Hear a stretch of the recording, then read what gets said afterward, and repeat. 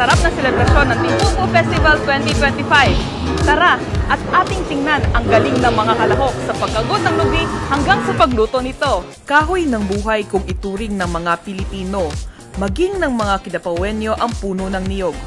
Mula kasi sa puno, bunga hanggang sa mga dahon nito ay may pakinabang. Ang bunga at tubig nito ay maaaring panlaman ng tiyan.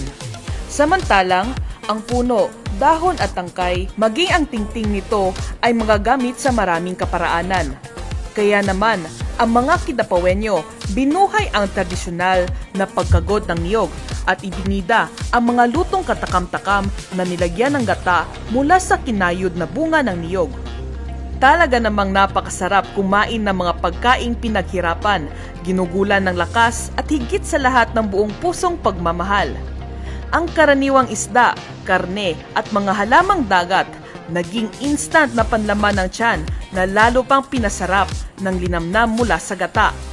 23 mga barangay ang kumasa sa challenge, pabilisan sa pagkayod ng niyog, pagpiga hanggang sa paghalo nito sa kanilang putahe.